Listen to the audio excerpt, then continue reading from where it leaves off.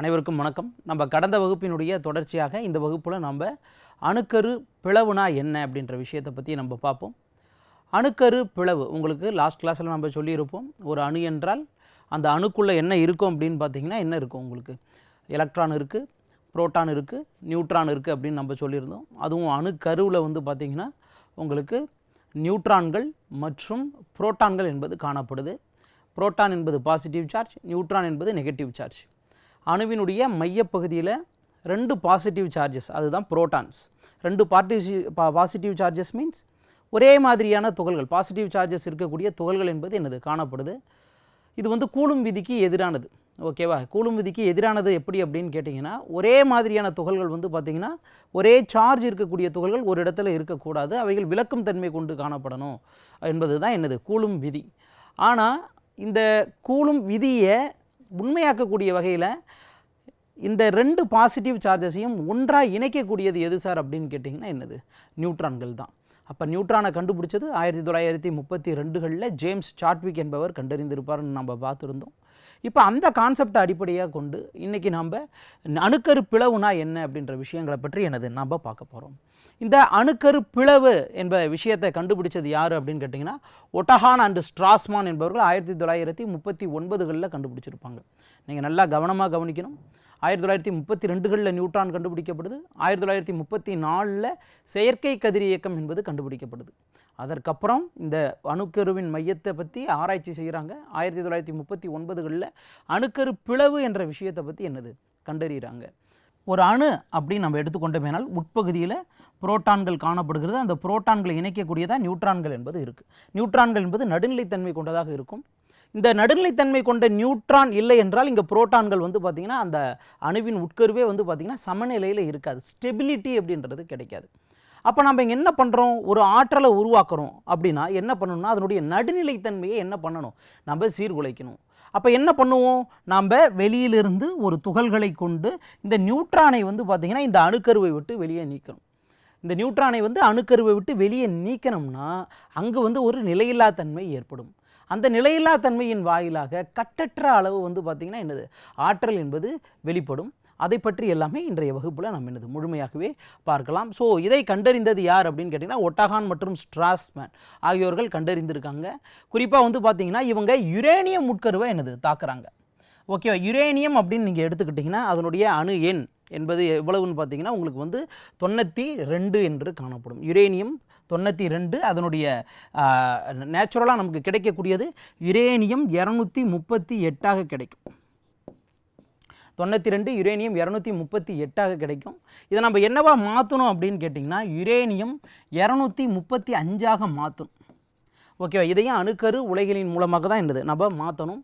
குறிப்பாக இந்த அணுக்கரு பிளவு என்ற கோட்பாடை நீங்கள் பார்க்குற வகையில் வந்து பார்த்திங்கன்னா முதல்ல யுரேனியம் 238 என்பது நிறையன் 92 யுரேனியம் 238. ஓகேவா? இதை நம்ம என்னவா மாற்றுறோம் அப்படின்னு கேட்டிங்கன்னா நம்ம யுரேனியம் 235 மாற்றுறோம். 92 இப்படி இருக்கக்கூடிய இந்த யுரேனியம் 235 நாம் என்ன பண்ணணும், ஒரு நியூட்ரானை கொண்டு, ஏன்னா நம்ம இது அணு என்று எடுத்துக்கொள்கிறோம். அணுக்குள்ளே என்ன இருக்கும் 92, இங்கேருந்து அட்டாமிக் நம்பர் 92, அணு எண் 92னா புரோட்டான்கள் எத்தனை இருக்கும் 92 என்ற அளவில் இங்கே காணப்படும். புரோட்டான்கள் 92 புரோட்டான்கள் காணப்படும். அதே அளவில் வந்து பார்த்திங்கன்னா அதற்கு அதிகமாகவும் எனது நியூட்ரான்கள் என்பது இங்கே காணப்படும். ஏன்னா அந்த புரோட்டான்களை ஸ்டேபிளாக வச்சுருக்கணும் இல்லையா, அதுக்காக இந்த நியூட்ரான்கள் என்பது என்னது இங்கு காணப்படும். ஓகேவா? அப்போ நம்ம என்ன பண்ணுறோம் அப்படின்னா இங்கே ஒரு டிஸ்டர்பன்ஸை ஏற்படுத்தணும். அப்போ இங்கே ஒரு டிஸ்டர்பன்ஸை ஏற்படுத்துவதற்கு நம்ம என்ன சார் பண்ணணும் அப்படின்னா நியூட்ரானை எதை வச்சு தான் நம்ம தகர்க்க முடியும் அப்படின்னு கேட்டிங்கன்னா ஒரு சுமை இல்லாத பொருளை இன்னொரு சுமை இல்லாத சார்ஜ் இல்லாத ஒரு துகளை இன்னொரு சார்ஜ் இல்லாத ஒரு துகளை வச்சு நம்ம ஹிட் பண்ணுறப்ப தான் அது அந்த அணுக்கருவை விட்டு என்னது வெளியேறக்கூடிய வகையில் இருக்கும். அப்போ ஒரு நியூட்ரானை வச்சு நம்ம தாக்குறோம். அப்போ யுரேனியம் 235 ஒரு நியூட்ரானை வச்சு நம்ம தாக்கும் பொழுது இங்கே நமக்கு என்ன சார் கிடைக்கிது அப்படின்னு பார்த்தீங்கன்னா பேரியம், கிரிப்டான், இது ரெண்டும் வந்து இது வந்து தாய் உட்கரு, இது வந்து சேய் உட்கரு, டாட்டர் நியூக்ளியஸ் அப்படின்னு சொல்லுவோம். ஸோ இதனுடைய அணியன் வந்து பார்த்திங்கன்னா 56, 36, 141, 92.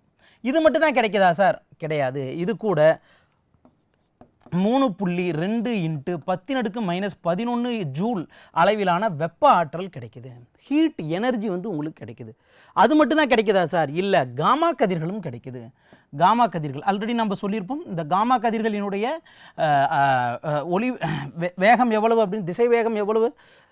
3 × 10⁸ மீட்டர்/செகண்ட் என்பது உங்களுக்கு தெரியும். 3 × 10⁸ மீட்டர். ஒரு ஒளியினுடைய திசை வேகத்தை, இந்த லைட்டோட வெலாசிட்டிக்கு ஏற்ற மாதிரி என்னது இது ஃபாஸ்ட்டாக போகும். அது மட்டும் இல்லாமல் அதிக அளவு பெனிட்ரேட்டிங் பவரும் எதுக்கு இருக்குது அப்படின்னு பார்த்தீங்கன்னா இதுக்கு இருக்குது. ஊடுருவும் திறன், அதிக அளவு பெனிட்ரேட்டிங் பவர் எதுக்கு இருக்குது அப்படின்னு கேட்டிங்கன்னா இந்த காமா கதிர்களுக்கு காணப்படுது. ஓகேவா? அப்போ ஒரு நியூட்ரானை கொண்டு ஒரு யுரேனியத்தை நம்ம யுரேனியம் 235 தாக்கும் பொழுது நமக்கு பேரியம் கிரிப்டான் கிடைக்குது. இங்கே அது மட்டும் இல்லாமல் 3.2 × 10⁻11 ஜூல் வெப்ப ஆற்றலும் காமா கதிர்களும் கிடைக்குது. இங்கே முக்கியமான விஷயமா இது கூட சேர்ந்து 3 ஃப்ரீ நியூட்ரான்களும் கிடைக்குது. இதுதான் ரொம்ப ரொம்ப இம்பார்ட்டன்ட். 3 ஃப்ரீ நியூட்ரான்களும் கிடைக்குது. ஜஸ்ட் இப்போ நீங்கள் எடுத்துக்கோங்க, ஒரு 1 kg எடுத்துக்கோங்க. ஒரு 1 kg யுரேனியம் எடுத்துக்கோங்க. 1 kg யுரேனியம் எடுத்துக்கிட்டிங்கன்னா அதில் எவ்வளவு லட்சக்கணக்கான அணுக்கள் என்பது காணப்படும். நான் 1 kgக்கு மட்டும்தான் சொல்கிறேன், 1 டன் மாதிரியான அளவுகளுக்கு சொல்லலை. 1 kg எடுத்துக்கலான்னு சொல்கிறேன். அந்த 1 kgயில் பல்வேறு அணுத்துகள்கள் என்பது காணப்படும். யுரேனியம் அணுத்துகள் என்பது பல்வேறு இது காணப்படும். அதில் ஒரே ஒரு அணுவில் மட்டும்தான் இந்த ரியாக்ஷன் நடக்குது. அதில் ஒரே ஒரு அணுவில் மட்டும்தான் என்னது இந்த ரியாக்ஷன் நடக்குது. ஓகேவா? இதை நீங்கள் என்னென்னு வச்சுக்கணும்? ரியாக்ஷன் நம்பர் 1 அப்படின்னு வச்சுக்கணும். ஓகேவா? இப்போ இதில் 1ல் மட்டும்தான் நடக்குது. ஓகே, அப்போ இங்கே 3 ஃப்ரீ நியூட்ரான் நமக்கு கிடைச்சிருக்கு. அப்போ இந்த 3 ஃப்ரீ நியூட்ரான் எங்கே சார் போகுது அப்படின்னு கேட்டிங்கன்னா இது நேரடியாக 2வது ரியாக்ஷனுக்கு கொண்டு போய் விடும். நம்மளை எங்கே கொண்டு போய் விடுது? 2வது ரியாக்ஷனுக்கு இது கொண்டு போய் விடும். அப்போ 2வது ரியாக்ஷனில் என்ன சார் நடக்கும் அப்படின்னு கேட்டிங்கன்னா அடுத்த துகள்கள், இப்போ இது 3 நியூட்ரான்கள் இருக்கா ரியாக்ஷன் 1ல் 1. இப்போ 2வது ரியாக்ஷனில் இது 3 நியூட்ரான்களை போய் வந்து என்னது இது தாக்கக்கூடிய தன்மை கொண்டதாக இருக்கும். அப்போ 3 நியூட்ரான்கள் அப்படின்னு எடுத்துக்கிட்டால் இதே மாதிரி 3 மடங்கு வந்து பார்த்திங்கன்னா என்னது 2வது ரியாக்ஷனில் நடக்கும். ஸோ குறிப்பாக 3 நியூட்ரான்கள் யுரேனியம் 235, யுரேனியம் 235, யுரேனியம் 235, 92, 92, 92. ஸோ இதில் நமக்கு என்ன கிடைக்கும்? Barium krypton, barium krypton, barium krypton. இந்த நம்பர்லாம் கரெக்டாக போடணும். கரெக்டாக போடலைன்னா மார்க் குறைப்பாங்க. ஸோ இதை எல்லாருமே நீங்கள் மற்ற இதுக்கு எல்லாமே போட்டுக்கலாம்.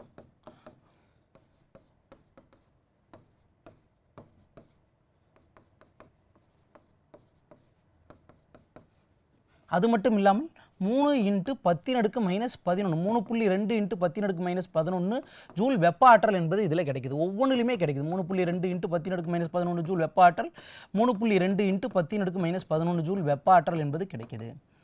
ஓகே, இது மட்டும் தான் கிடைக்குதா சார்? அது கூட காமா கதிர்களும் கிடைக்குது. உங்களுக்கு காமா கதிர்கள் கிடைக்குது. அது மட்டும் இல்லாமல் ஒவ்வொன்றிலும் 3 ஃப்ரீ நியூட்ரான்கள் என்பது கிடைக்குது.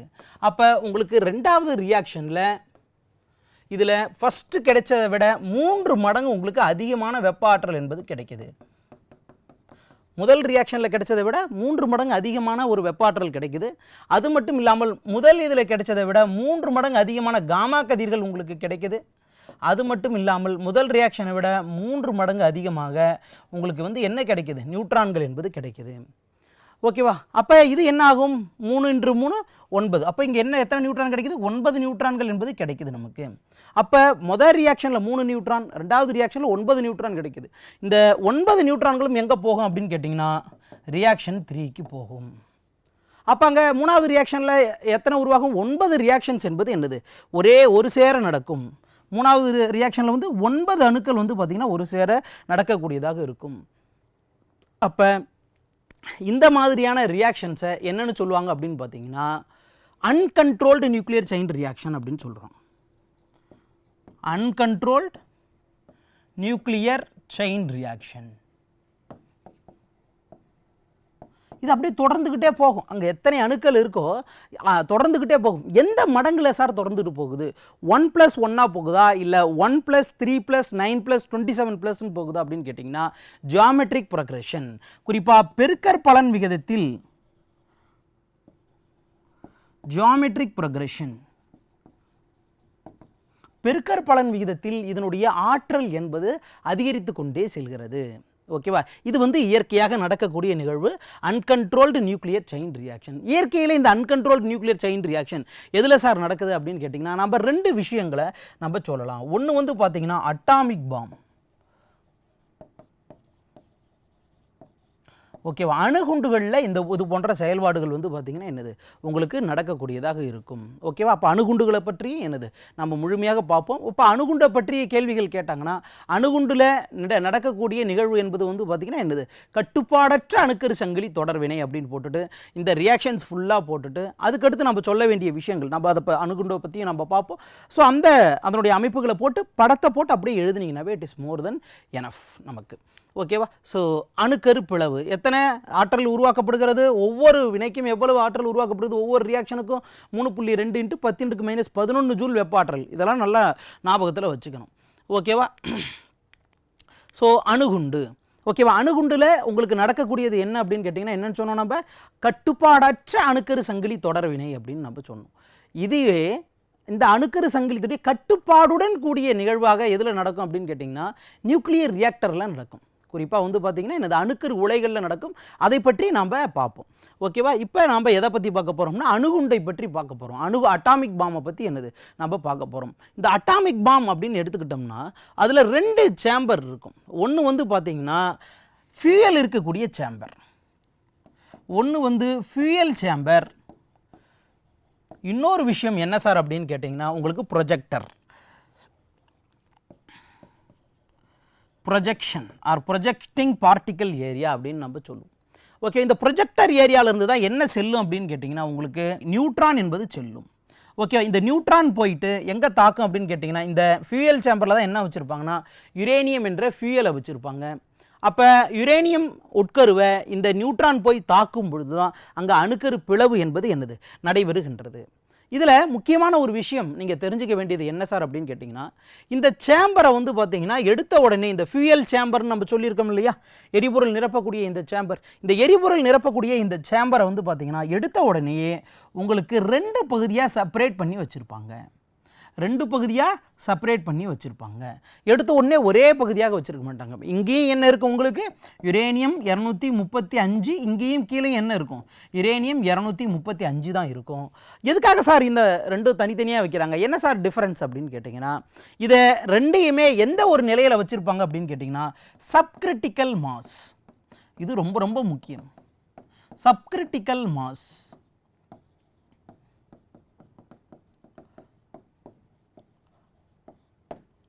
குறை மாறுநிலை நிறை அப்படின்னு சொல்லுவாங்க.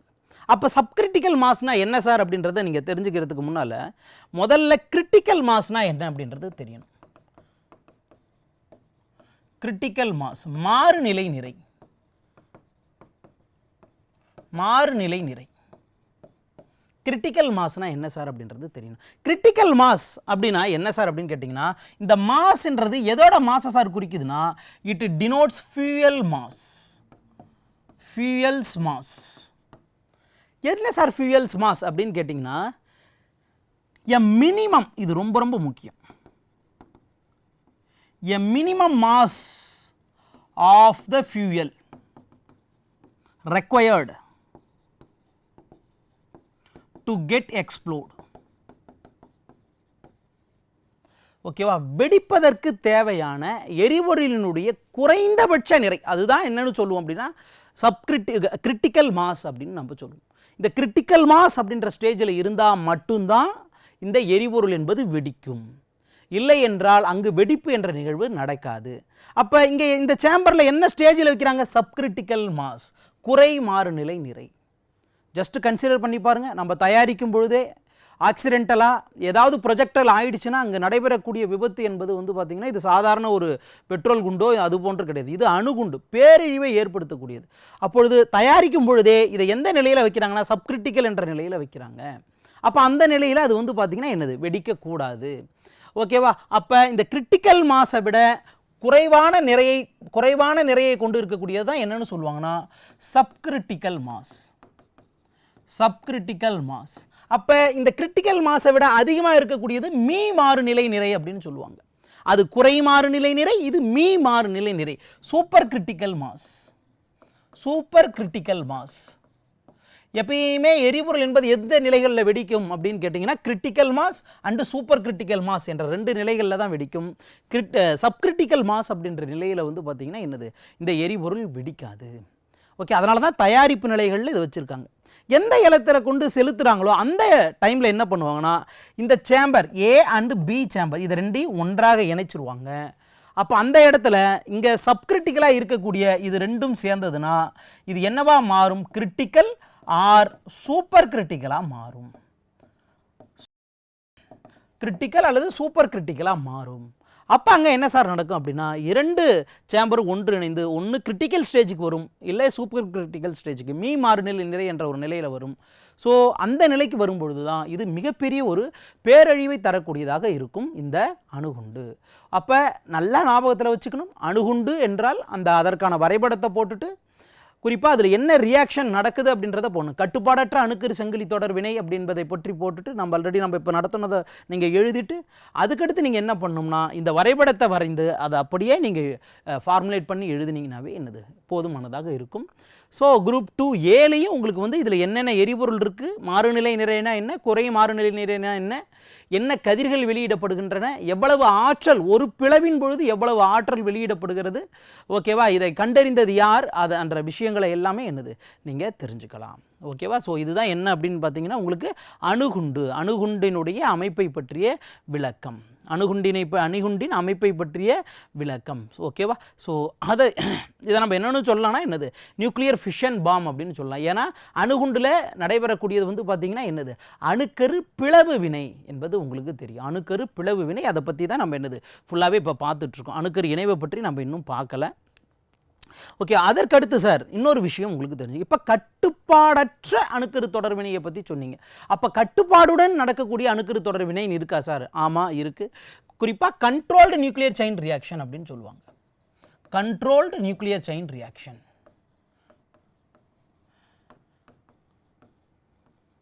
இந்த கண்ட்ரோல்டு நியூக்ளியர் செயின் ரியாக்ஷன்னா என்ன சார்? வேறு ஒன்றுமே கிடையாது. அதில் நடந்துக்கிட்ட அதே வினைகளை அப்படியே நம்ம எழுதுகிறோம். குறிப்பாக ஒரு யுரேனியம் 235 அணு அட்டாமிக் நம்பர் 92 ஒரு நியூட்ரானை கொண்டு நாம் தாக்கும் பொழுது நமக்கு கிடைக்கக்கூடிய பொருட்கள் பேரியம் மற்றும் கிரிப்டான். பேரியத்தினுடைய அணு 56, கிரிப்டானுக்கு 36, 141 நிறையன் 92. அது மட்டும் இல்லாமல் எவ்வளவு நிறையன் என்பது இங்கே கிடைக்குது, இங்கே வந்து 3 நியூட்ரான்கள் என்பது கிடைக்குது. அது மட்டும் இல்லாமல் 3.2 × 10⁻⁻11 ஜூல் வெப்ப ஆற்றல் மற்றும் காமா கதிர்கள் என்பது என்னது இதில் கிடைக்குது அப்படின்றது உங்களுக்கு தெரியும். இதில் குறிப்பாக இதை நம்ம ரியாக்ஷன் 1 அப்படின்னு நம்ம வச்சுக்கிறோம். இதை நம்ம என்னென்னு வச்சுக்கிறோம், ரியாக்ஷன் 1 அப்படின்னு நம்ம வச்சுக்கிறோம். அப்போ இதை நம்ம ரியாக்ஷன் 1 அப்படின்னு வச்சுக்கிட்டா இதில் என்ன சார் நடத்துகிறோம் அப்படின்னு பார்த்தீங்கன்னா உங்களுக்கு வந்து இதில் 3 நியூட்ரான்கள் என்பது கிடைக்குது. ஓகேவா. உங்களுக்கு ரெண்டாவது ரியாக்ஷனுக்கு முதல் வினை ரியாக்ஷனை ரெண்டாவது ரியாக்ஷனுக்கு கொண்டு செல்லக்கூடியதே எதுன்னு கேட்டிங்கன்னா இந்த 3 நியூட்ரான்கள் தான். அதனுடைய விளைபொருளாக ப்ராடக்ட்ஸாக கிடைச்ச இந்த 3 நியூட்ரான்கள் தான் ரியாக்ஷன் 2க்கு கொண்டு செல்லக்கூடியதாக இருக்குது. இதில் நம்ம என்ன சார் பண்ணுறோம் அப்படின்னு பார்த்தீங்கன்னா இந்த 3 நியூட்ரான்களில் ஓகேவா 2 நியூட்ரான்களை நம்ம என்ன சார் பண்ணுறோம் அப்படின்னு கேட்டிங்கன்னா 2 நியூட்ரான்களை நம்ம என்ன பண்ணுறோம் அப்படின்னா நம்ம வந்து கட்டுப்படுத்தும் வழியில் கண்ட்ரோலிங் ராட்ஸை வச்சு நம்ம என்ன பண்ணுறோம், கட்டுப்படுத்தும் கழிகளை வச்சு நம்ம என்ன பண்ணுறோம் அப்படின்னு பார்த்தீங்கன்னா என்னது நம்ம இழுத்துக்கொள்கின்றோம். அப்போ ரெண்டாவது ரியாக்ஷனுக்கு எதை மட்டும் தான் நம்ம அலோவ் பண்ணுறோன்னா ஒரே ஒரு நியூட்ரானை மட்டும்தான் என்னது நம்ம அலோவ் பண்ணுறோம். அப்போ ரெண்டாவது ரியாக்ஷனில் என்ன சார் நடக்கும் அப்படின்னு கேட்டிங்கன்னா ரெண்டாவது ரியாக்ஷனுக்கு நம்ம அனுப்பக்கூடியது என்னது ஒரே ஒரு அணுக்கரு மட்டும்தான், ஒரே ஒரு நியூட்ரான் மட்டும்தான். அப்போ ரெண்டாவது ரியாக்ஷன்லேயும் ஃபஸ்ட்டு ரியாக்ஷனில் எப்படி நடந்ததோ அதே நிகழ்வு தான் நடக்கும். 235 ஸோ 56 பேரியம் 141 கூட்டல் 36 கிரிப்டான் 92. அது மட்டும் இல்லாமல் ரெண்டாவது ரியாக்ஷனில் உங்களுக்கு என்ன தான் கிடைக்கும், 3 நியூட்ரான்கள் தான் கிடைக்கும். ஆனால் கட்டுப்பாடற்ற அணுக்கரு வினையில் எத்தனை கிடைக்குது ரெண்டாவது ரியாக்ஷனில் 9 நியூட்ரான்கள் என்பது உங்களுக்கு கிடைச்சிருக்கும். அது வந்து பெருக்கற் பலன் விகிதத்தில் கூடிக்கிட்டு போகும். இது வந்து பார்த்தீங்கன்னா அரித்மெட்டிக் ப்ரோக்ரெஷன், கூட்டுத்தொடர் 1+1+1+1+1 அப்படி தான் போகும். ஓகேவா. ஸோ அப்போ என்ன சார் இங்கே நடக்குதுன்னா கூட்டுத்தொடர் வரிசையில் என்னது இதனுடைய ஆற்றல் வளர்கின்றது. அரித்மெட்டிக் ப்ரோக்ரெஷன்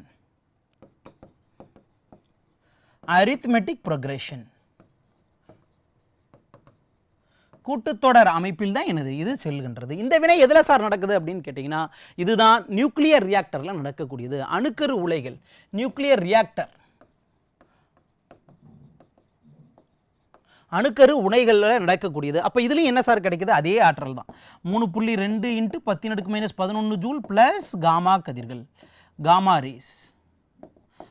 ரேஸ் என்பது என்னது இதில் கிடைக்குது.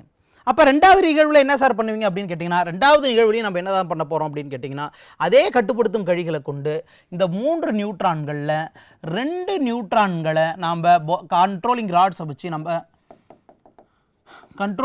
வச்சு நம்ம கவர்ந்துருவோம். மூணாவது ரியாக்ஷனுக்கு நம்ம எத்தனை நியூட்ரானை தான் அனுப்புகிறோம் அப்படின்னு கேட்டிங்கன்னா ஒரே ஒரு நியூட்ரானை தான் நம்ம அனுப்புகிறோம். அப்போ ஒவ்வொரு ரியாக்ஷனுமே எப்படி சார் நடக்கும்னா இது கட்டுப்படுத்தப்பட்ட நிகழ்வாக நடக்கும். ஓகேவா? There is no geometric progression. But இதில் எதுனா நடக்கும்னா அரித்மெட்டிக் ப்ரொக்ரெஷன் அளவில் தான் என்னது ஆற்றல் என்பது ஒவ்வொரு நிலையாக கூட்டி கொண்டு செல்லப்படும். அந்த ஆற்றலை இதன் மூலமாக கிடைக்கக்கூடிய இந்த வெப்ப ஆற்றலை நம்ம மின்னாற்றலாக எதில் தான் உருவாக்க போகிறோம் அப்படின்னு கேட்டிங்கன்னா இந்த அணுக்கரு உலைகளில் நம்ம உருவாக்க போகிறோம். ஓகேவா? அப்போ இதை நீங்கள் எதுக்கு எழுதிக்கலாம்? கட்டுப்பாடுடன் கூடிய அணுக்கரு சங்கிலி தொடர்வினை என்ற ஒரு நிகழ்வில் எழுதி கொள்ளலாம். நியூக்ளியர் ரியாக்டர்னா கட்டுப்படுத்தப்பட்ட அணுக்கரு சங்கிலி தொடர்வினை, அணுகுண்டு என்றால் கட்டுப்பாடற்ற அணுக்கரு சங்கிலி தொடர்வினை. இது ரொம்ப ரொம்ப முக்கியமான ஒரு நிகழ்வாக கருதப்படுகிறது. அப்போ ரியாக்ஷன் 1 ரியாக்ஷன் 2 இந்த மாதிரி இப்போ எத்தனை மடங்கு நீங்கள் போன எத்தனை ரியாக்ஷன் நடந்தாலும் கூட்டுத்தொடர் வரிசையில் தான் என்னது இதனுடைய ஆற்றல் என்பது அதிகரித்து காணப்படும். அப்போ அணுக்கரு உலைனா என்ன சார் அப்படின்றத பார்ப்போம். ஓகேவா? அணுக்கரு உலை என்ற நிகழ்வை நீங்கள் எடுத்துக்கொள்ளும் பொழுது இப்போ நாம் சொன்ன இந்த நிகழ்வு வந்து பார்த்திங்கன்னா ஒரு சாதாரண சூழ்நிலையில் நகர்த்தலாமானால் கண்டிப்பாக நிகழ்த்த முடியாது. ஏன்னா என்ன உருவாக்கப்படுது? காமா கதிர்கள் என்பது உருவாக்கப்படுகின்றது. அப்போ அந்த காமா கதிர்கள் என்ன தன்மை கொண்டது? அதிகமாக ஊடுருவும் தன்மை கொண்டது. ஓகேவா? சாதாரண ஒரு கான்கிரீட் சுவரையெல்லாம் வந்து பார்த்திங்கன்னா என்னது ஈஸியாக பெனிட்ரேட் ஆகி போய்கிட்டோம். ஓகேவா? அப்போ ஒளியின் திசைவேகத்தில் போகக்கூடியது. ஒரு ரூமில் வந்து லைட் போட்டால் எப்படி லைட் அந்த ரூம் ஃபுல்லாக பரவுதோ அந்த மாதிரி வந்து பார்த்திங்கன்னா இந்த காமா கதிர்கள் வந்து செல்லும். அப்போ அது நம்முடைய மனிதர்கள் மேலே பட்டதுன்னா என்னாகும்? மனிதர்கள் டிஎன்ஏ ஊடையே சென்று டிஎன்ஏக்களுக்கு இடையே இருக்கக்கூடிய அந்த நியூக்ளியோடைடு தொடர் வரிசைகளில் எனது மாற்றத்தை ஏற்படுத்தும். அப்போ மியூட்டேஷனை ஏற்படுத்தி மரபணு சம்பந்தமான நோய்களை ஏற்படுத்த வல்லதாக காணப்படக்கூடியது இந்த காமா கதிர்கள். அப்போ ஒரு சாதாரண சூழலில் இதை நடத்தலாமா அப்படின்னு கேட்டிங்கன்னா கண்டிப்பாக என்னது நகர்த்தக்கூடாது. இதில் உருவாக்கப்படக்கூடிய அந்த காமா கதிர்களை வெளிவிடலாமா சார் அப்படின்னு கேட்டிங்கன்னா என்னது அதையும் நம்ம வெளிவிடக்கூடாது.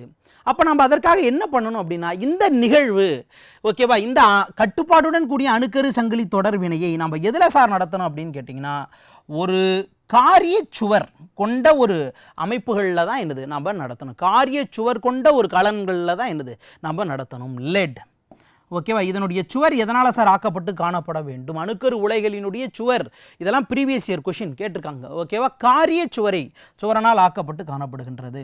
காரிய சுவர் ஓகேவா? காரிய சுவரினால் ஆக்கப்பட்டு காணப்படுது. ஏன்னா காரியத்தை எதற்காக பயன்படுத்தணும் அப்படின்னு கேட்டிங்கன்னா மிக அதிகமான அடர்த்தி கொண்ட ஒரு பொருள் எதுன்னு கேட்டிங்கன்னா இந்த காரியம் தான்.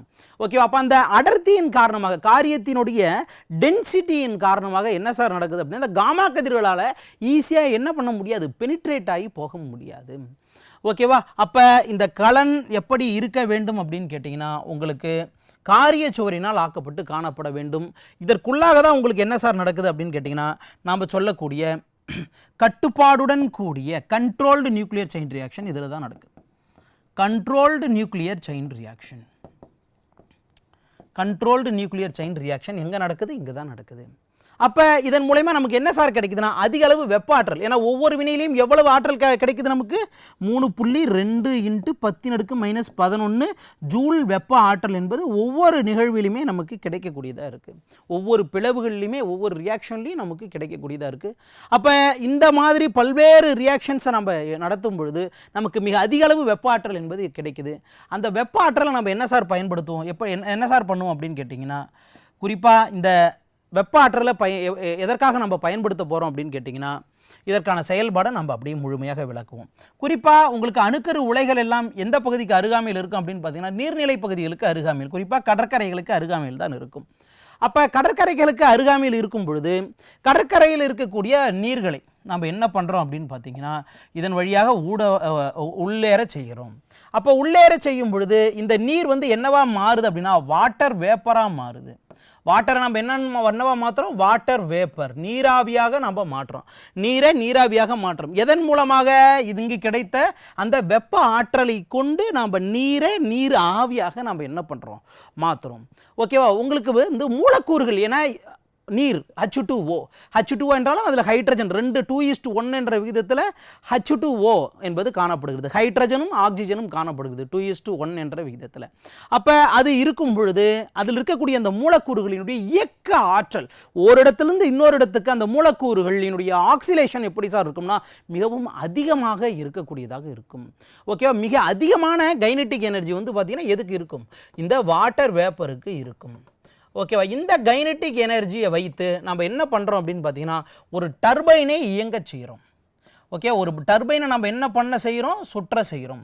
அப்போ இந்த டர்பைன் சுழலும் பொழுது இந்த டர்பைனுடைய இன்னொரு முனையில் நம்ம என்ன சார் வைக்கிறோம் அப்படின்னு கேட்டிங்கன்னா உலோக கடத்திகளை நம்ம வைக்கிறோம். டர்பைனோட இன்னொரு முனையில் நம்ம என்ன வைக்கிறோம்? உலோக தகடு. அந்த உலோக தகட்டில் உலோக கடத்திகளை நம்ம வைக்கிறோம். இந்த உலோக கடத்திகளை கொண்டு எதில் சார், எதற்கு நடுவில் வைக்கிறோம் அப்படின்னு கேட்டிங்கன்னா 2 காந்த புலங்களுக்கு இடையில் வைக்கிறோம். 2 காந்த புலங்களுக்கு இடையில் வைக்கிறோம். ஓகேவா? அப்போ இந்த காந்த புலங்களுக்கு இடையாக இந்த உலோக கடத்தி கொண்ட அமைப்பு சுழலும் பொழுது, சுழலும் தன்மை என்று கொள்ளும் பொழுது அங்கே ரொட்டேஷனல் ஃபோர்ஸ், இயக்க ஆற்றல் என்பது ஏற்படுத்தப்படுகிறது. 2 காந்தங்கள் என்று கொள்ளும் பொழுதே அங்கே வந்து என்ன சார் உருவாக்கப்படுது அப்படின்னு கேட்டிங்கன்னா ஆல்ரெடி இந்த காந்தங்கள் ஊடாக காந்த விசை கோடுகள் என்பது ஏற்படுத்தப்பட்டு இருக்கும். காந்த விசை கோடுகள் என்பது ஏற்படுத்தப்பட்டு இருக்கும். ஆல்ரெடி நம்ம சொல்லியிருப்போம் உங்களுக்கு ஃப்ளமிங்கினுடைய லெஃப்ட் ஹேண்ட் ரூலை பற்றி சொல்லியிருப்போம். இங்கே ஃப்ளமிங்கினுடைய ரைட் ஹேண்ட் ரூலின் அடிப்படையிலையும் வந்து பார்த்திங்கன்னா உங்களுக்கு என்ன சார் அப்படின்னா மின்புலம், காந்தப்புலம் மற்றும் இயக்க ஆற்றல், இது ஒவ்வொன்றும் எப்படி இருக்கும்னா ஒன்றுக்கொன்று செங்குத்தாக தான் இருக்கும். இது 3ல் ஏதாவது 2ஐ எடுத்துக்கொண்டோம்னா, இது 3ல் ஏதாவது 2ஐ எடுத்துக்கொண்டோம்னா அதில் மற்றொன்றை நம்ம உருவாக்கிட முடியும். அப்போ இங்கே என்ன இருக்குது? உங்களுக்கு காந்தப்புலம் காணப்படுகிறது, காந்த விசை கோடுகள் காணப்படுது. ஓகேவா? இயக்க ஆற்றலும் இருக்குது. ஓகேவா? இயக்க ஆற்றல் இருக்குது. அப்போ நம்ம இதில் என்ன சார் உருவாக்கப்படும்னா இங்கு மின்னாற்றல் என்பது உருவாக்கப்படும். இங்கே என்ன உருவாக்கப்படும்? மின்னாற்றல் உருவாக்கப்படும். அது என்ன மின்னாற்றல் அப்படின்னு கேட்டிங்கன்னா அல்டர்னேட்டிவ் கரண்ட், மாறுதிசை மின்னோட்டம் என்பது உருவாக்கப்படும். ரொம்ப ரொம்ப இம்பார்ட்டண்டான விஷயம் இதெல்லாம். மாறுதிசை மின்னோட்டம் என்பது உருவாக்கப்படும். ஏன்னா மாறுதிசை மின்னோட்டத்தை தான் உங்களால் என்ன பண்ண முடியும்னா தொலைதூரத்துக்கு கொண்டு செல்ல முடியும். ஓகேவா? நேர்திசை மின்னோட்டத்தை உங்களால் ஒரு மூடிய அமைப்புகளில் மட்டும்தான் என்னது உங்களால் கொண்டு போக முடியும், குறைந்த தொலைவுக்கு தான் கொண்டு போக முடியுமே தவிர்த்து மாறுதிசை மின்னோட்டம் தான் மிக நீண்ட தொலைவுக்கு நம்ம கொண்டு செல்ல முடியும். அப்பொழுது அணுக்கரு உலைகளில் உருவாக்கப்படக்கூடிய மின்னோட்டம் என்ன மின்னோட்டம்னா அல்டர்னேட்டிவ் கரண்ட், மாறுதிசை மின்னோட்டம் என்பது அழைக்கப்படுது. பாருங்க, நியூக்ளியர் ரியாக்டரில் உருவாக்கக்கூடிய வெப்ப ஆற்றலை கொண்டு நீரை நீராவியாக மாற்றம். நீராவி அதிக இயக்க ஆற்றல் கொண்டது. அந்த இயக்க ஆற்றலை வைத்து இந்த டர்பைனை சுழல செய்கிறோம். டர்பைனுடைய மறுமுனையில் உலோக கடத்தியை நாம் பொறுத்துகின்றோம். அந்த உலோக கடத்தி 2 காந்த புலங்களுக்கு இடையே சுழலும் போது இது காந்த விசைகளின் ஊடாக சுழலுகிறது என்று கொள்வோம். அப்போ காந்தப்புலம், இயக்க ஆற்றல். ஓகேவா? இயக்காற்றலும் காந்தப்புலமும் இருந்தால் அங்கு மூன்றாவதாக என்னத்தை உருவாக்கிடலாம்? நம்ம மின்னாற்றலை உருவாக்கிடலாம். ஓகேவா? இதுதான் இந்த அணுக்கரு உலைகளில் இருக்கக்கூடிய ஒரு அடிப்படை கோட்பாடு. ஓகேவா? இதில் இன்னொரு விஷயம் என்ன சார் நீங்கள் தெரிஞ்சுக்கணும்னா இது எந்த விதியின் அடிப்படையில் செயல்படுதுன்னா உங்களுக்கு ஃப்ளமிங்கினுடைய ரைட் ஹேண்ட் ரூல் அடிப்படையில் இது செயல்படுது. குறிப்பாக உங்களுக்கு தம் ஃபிங்கர், கட்டை விரல் வந்து பார்த்தீங்கன்னா இயக்க ஆற்றலை குறிக்கக்கூடியது. ஓகேவா? ஆட்காட்டி விரல் வந்து பார்த்தீங்கன்னா என்னது? காந்தப்புலத்தை குறிக்கக்கூடியது. அதுக்கடுத்து உங்களுக்கு மின்புலத்தை குறிக்கக்கூடியது வந்து பார்த்தீங்கன்னா என்னென்னா நடுவிரல். ஓகேவா? Middle finger. ஓகேவா? குறிப்பாக இதில் இந்த அணுக்கரு உலைகளில் என்ன பொருள் வந்து உங்களுக்கு வந்து பயன்படுத்தப்படுது எரிபொருளான்னு பார்த்தீங்கன்னா யுரேனியம் என்பது அதிகமாக பயன்படுத்தப்படுகின்றது. குறிப்பாக இதில் வந்து பார்த்தீங்கன்னா உங்களுக்கு வந்து நீங்கள் வந்து நியூட்ரான்களை கேப்சர் பண்ணணும் அப்படின்னு நம்ம சொல்லியிருந்தோம். ஓகேவா? கண்ட்ரோலிங் ராட்ஸ் அப்படின்னு சொல்லியிருந்தோம். அந்த நியூட்ரான்களை நீங்கள் கேப்சர் பண்ணோம்னா அது ஹை எனர்ஜி லெவலில் இருக்கக்கூடாது, லோ எனர்ஜி லெவலில் இருக்கணும். அப்போ ஹை எனர்ஜி லெவலிருந்து லோ எனர்ஜி லெவலுக்கு மாற்றி தான் நீங்கள் அதை கேப்சர் பண்ண முடியும். அப்போ ஹை எனர்ஜி லெவல் நியூட்ரான்ஸை லோ எனர்ஜி லெவல் நியூட்ரானாக மாற்றக்கூடிய பொருளுக்கு பேர் தான் மாட்ரேட்டர் அல்லது தனிப்பான் அப்படின்னு சொல்லுவாங்க. இந்த தனிப்பானாக பயன்படுத்தப்படக்கூடியது எதுனா ஹெவி வாட்டர் அண்ட் கிராஃபைட் போன்ற பொருட்கள். அதற்கடுத்து கண்ட்ரோலிங் ராட்ஸாக பயன்படுத்தப்படக்கூடியது போரான் அண்ட் காட்மியம் ராட்ஸ். அந்த 3 நியூட்ரானில் 2 நியூட்ரான் அப்சார்ப் பண்ணுதுன்னு சொன்னோம் இல்லையா, அது எதுன்னு கேட்டிங்கன்னா போரான் அண்ட் காட்மியம் ராட்ஸை தான் நம்ம பயன்படுத்துகிறோம். அது மட்டும் இல்லாமல் அணுக்கரு உலைகளில் ஏற்படக்கூடிய அந்த வெப்பத்தை குறைக்கக்கூடியதாக நம்ம பயன்படுத்தக்கூடியது எதுன்னு கேட்டிங்கன்னா உங்களுக்கு நீர், காற்று, ஹீலியம் போன்றவற்றை நம்ம என்னவா பயன்படுத்தலாம்னா கூலண்ட்டாக நம்ம என்னது இதில் பயன்படுத்த முடியும். கூலண்ட்டாக நம்ம என்னது இதில் பயன்படுத்த முடியும். குறிப்பாக உங்களுக்கு மெக்கானிக்கல் எனர்ஜியை எலக்ட்ரிக்கல் எனர்ஜியாக மாற்றக்கூடிய அந்த செயல்பாடு எதில் சார் இருக்குது அப்படின்னு கேட்டிங்கன்னா ஃப்ளெமிங்கினுடைய லெஃப்ட் ஹேண்ட் ரூலில் தான் என்னது காணப்படுது. ஓகேவா? இதனுடைய தொடர்ச்சியாக அணுக்கரு இணைவு வினைகளை பற்றி நாம் அடுத்த வகுப்பில் பார்க்கலாம். நன்றி.